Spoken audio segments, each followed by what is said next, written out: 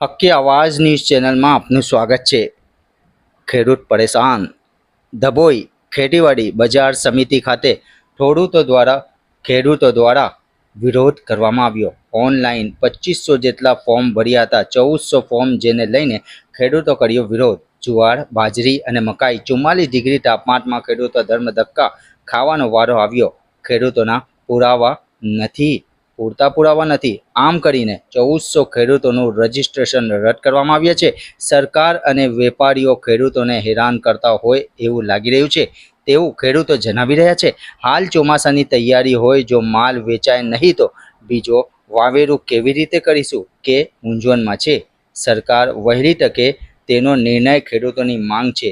Report Rafiq Mansuri.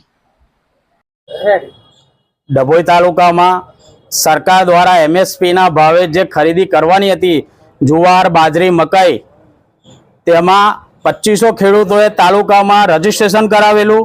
એમાં 1400 ખેડૂતોની query આવેલી છે। એમાં માનવ સર્જિત કૃત્ય થયેલું છે એ સ્પષ્ટ દેખાય છે। જે સરકારના પોર્ટલ પ્રમાણે 8 માયગોટનાથી તેની ક્વેરી આવી છે, કેટલાને ચેકની છે તો કેટલાને તલાટીના દાખલાની છે। આ ખોટું ખેડૂતોને 45 ડિગ્રીના તાપમાનમાં દોડાવવાનું સરકાર દ્વારા અને અધિકારીઓ દ્વારા કામ કરવામાં આવે છે। ખોટી રીતે હેરાનગતિ થાય છે। તાલુકામાં એમએસપી ના ભાવે જે ખરીદી 1/5 થી શરૂ કરવાની હતી તે આજ દિન સુધી મકાઈની ખરીદી ડભોઈ તાલુકામાં ચાલુ થઈ નથી।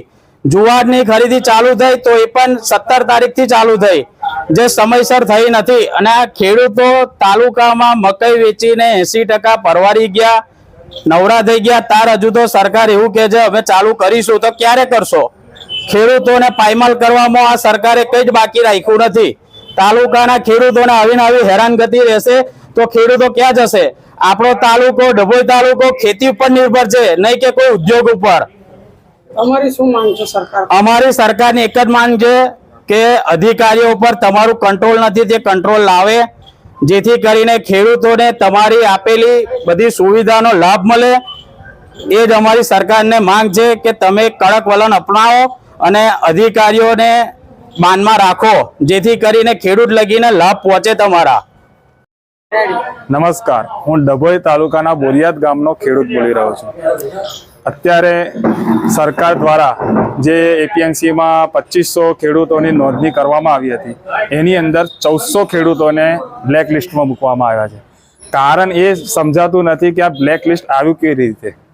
આની અંદર મને એવું લાગી રહ્યું છે કે બહુ મોટું ષડયંત્ર રચાઈ રહ્યું છે। ખેડૂતોને ગેરમાર્ગે દોરવામાં આવી રહ્યા છે। અત્યારે હાલ ખેડૂતોને આ પાછી ક્વેરીની અંદર કોઈના 8 નંબરનું પત્રક બાકી હોય, કોઈનું 12 નંબરનું પત્રક બાકી હોય, કોઈનો ચેક બાકી હોય।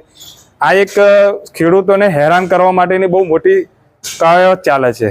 એટલે મને એવું લાગી રહ્યું છે કે આની અંદર સરકારે એક યોગ્ય પ્રકારની તપાસ મૂકવી જોઈએ।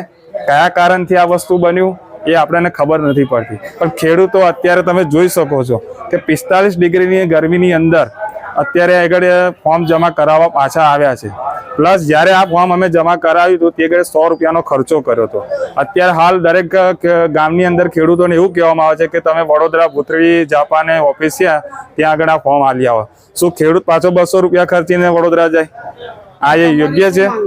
અમારી માગણી એ છે કે ડોક્યુમેન્ટ્સની અંદર જે મોબાઈલ નંબર આલ્યા છે તો ખેડૂતની જો ક્વેરી હોય તો એને ઓલરેડી મેસેજ દ્વારા જાણ કરો કે ભાઈ તમારો આ ક્વેરી છે, તો આ મેસેજની અંદર લખો। તો આ તો 1400 જણના નામ છે, કયો અનપઢ ખેડૂત હોય તો કેવી રીતે બિચારો શોધી શકે? એ બી એક સવાલ છે ને। મને એવું લાગે છે કે બહુ મોટું ષડયંત્ર છે અને આ ષડયંત્રમાં સરકારે ખરેખર રસ દર્શાવવો જોઈએ, યોગ્ય તપાસ કરવી જોઈએ અને એનો કોઈ પણ નિકાલ લાવે એવું અમે ઈચ્છીએ છીએ।